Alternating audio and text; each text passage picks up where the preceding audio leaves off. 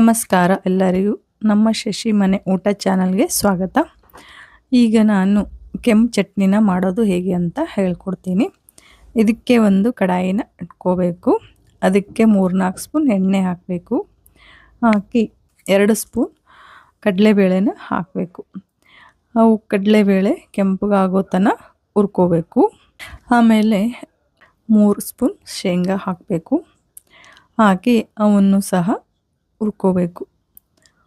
ಕೆಂಪಗಾಗೋ ತನಕ ಹುರ್ಕೋಬೇಕು. ಹಸಿ ವಾಸನೆ ಹೋದರೆ ಟೇಸ್ಟ್ ಚೆನ್ನಾಗಿರುತ್ತೆ. ಆಮೇಲೆ 2 ಸ್ಪೂನ್ ಉದ್ದಿನ ಬೇಳೆ ಹಾಕಬೇಕು. ಹಾಕಿ ಹುರಿಬೇಕು.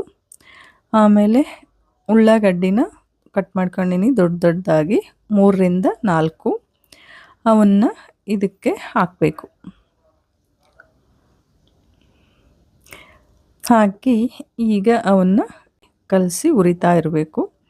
ಇವು ಕೆಂಪಗಾದ್ಮೇಲೆ 4-5 ಕಾಯಿನ ಹಾಕ್ಕೊಂಡಿನಿ, ಬ್ಯಾಡಗಿ ಮೆಣಸಿನ್ಕಾಯಿನ. ಅವನ್ನ ಹಾಕಿ ಹುರಿಬೇಕು. ಆಮೇಲೆ ಟೊಮಾಟೊ ತೊಗೊಂಡು ಸಣ್ಣ ಸಣ್ಣದಾಗಿ ಕಟ್ ಮಾಡ್ಕೊಂಡಿನಿ, ಅವನ್ನು ಇದರಲ್ಲಿ ಹಾಕಬೇಕು. ಹಾಕಿ ಟೊಮಾಟೊ ಮೆತ್ತಗಾಗೋ ತನಕ ಹುರ್ಕೋಬೇಕು. ಯಾರೆಲ್ಲ ನಮ್ಮ ಚಾನಲ್ಗೆ ಇನ್ನೂ ಸಬ್ಸ್ಕ್ರೈಬ್ ಮಾಡಿಲ್ವೋ ಸಬ್ಸ್ಕ್ರೈಬ್ ಮಾಡಿ. ಈ ವಿಡಿಯೋನು ಎಲ್ಲಿ ಸ್ಕಿಪ್ ಮಾಡದೆ ನೋಡಿ. ಈಗ ಟೊಮಾಟೊ ಮೆತ್ತಗಾಗ್ತಾ ಬಂದಿದೆ. ಈಗ ಇದಕ್ಕೆ 1 ಸ್ಪೂನ್ ಉಪ್ಪು ಹಾಕೀನಿ. 1/2 ಸ್ಪೂನ್ ಅರಿಶಿಣ ಹಾಕಬೇಕು. ಆಮೇಲೆ 1/2 ಸ್ಪೂನ್ ಖಾರ ಪುಡಿ ಹಾಕೀನಿ. ಮೆಣಸಿನ್ಕಾಯಿ ಹಾಕಿನಲ್ಲ, ಹಂಗಾಗಿ 1/2 ಸ್ಪೂನ್ ಅಷ್ಟೇ ಹಾಕಿರೋದು. ನಿಮ್ಗೆ ಜಾಸ್ತಿ ಬೇಕಾದ್ರೆ ಹಾಕ್ಕೋಬೋದು. ಆಮೇಲೆ 1/2 ಸ್ಪೂನ್ ಜೀರಿಗೆ ಹಾಕೀನಿ. ಆಮೇಲೆ ಸ್ವಲ್ಪ ಕರಿಬೇವು ಹಾಕಬೇಕು. ಹಾಕಿ ಈಗ ಎಲ್ಲನೂ ಚೆನ್ನಾಗಿ ಕಲಿಸ್ಬೇಕು.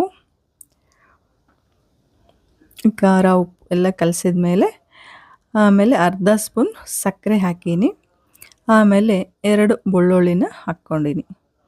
ಹಾಕಿ ಈಗ ಅದನ್ನೆಲ್ಲ ಕಲಿಸ್ಬೇಕು. ಇದು ಆರಿದ ಮೇಲೆ ಮಿಕ್ಸರ್ಗೆ ಹಾಕ್ಕೋಬೇಕು. ಎಲ್ಲನೂ ಹಾಕಿ ಈಗ ರುಬ್ಕೋಬೇಕು. ಸ್ವಲ್ಪ ನೀರು ಹಾಕಿ ರುಬ್ಕೋಬೇಕು. ಈ ಥರ ಆಗುತ್ತೆ. ಆಮೇಲೆ ಇದಕ್ಕೆ ಒಗ್ಗರಣೆ ಮಾಡ್ಕೊಳ್ಳೋಣ. ಒಂದು ಪಾತ್ರೆ ಇಟ್ಕೊಂಡು 1-2 ಸ್ಪೂನ್ ಎಣ್ಣೆ ಹಾಕಿ 1/2 ಸ್ಪೂನ್ ಸಾಸಿವೆ, 1/2 ಸ್ಪೂನ್ ಜೀರಿಗೆ ಹಾಕಬೇಕು. ಆಮೇಲೆ ಬೆಳ್ಳುಳ್ಳಿನ ಕಟ್ ಮಾಡ್ಕೊಂಡಿನಿ ಸಣ್ಣ ಸಣ್ಣದಾಗಿ, ಅವನ್ನು ಇದ್ರಾಗ ಹಾಕಿ ಸ್ವಲ್ಪ ಕರಿಬೇವು ಹಾಕಬೇಕು. ಆಮೇಲೆ ಸ್ವಲ್ಪ ಇದನ್ನು ಹುರಿಬೇಕು. ಹುರಿದು ಆಮೇಲೆ ಚಟ್ನಿನ ಇದಕ್ಕೆ ಹಾಕ್ಕೋಬೇಕು. ಹಾಕ್ಕೊಂಡು ಚೆನ್ನಾಗಿ ಕಲಸಿದ್ರೆ ಕೆಂಪು ಚಟ್ನಿ ರೆಡಿ. ಈ ಕೆಂಪು ಚಟ್ನಿನ ಪಡ್ಡು ಜೊತೆ, ದೋಸೆ ಜೊತೆ ತಿನ್ಬೋದು. ಈ ವಿಡಿಯೋ ನಿಮಗೆ ಇಷ್ಟವಾಯಿತು ಅಂತ ಅಂದ್ಕೊತೀನಿ. ಈ ವಿಡಿಯೋಗೆ ಲೈಕ್ ಮಾಡಿ, ಶೇರ್ ಮಾಡಿ ಮತ್ತು ಸಬ್ಸ್ಕ್ರೈಬ್ ಮಾಡಿ. ಧನ್ಯವಾದಗಳು.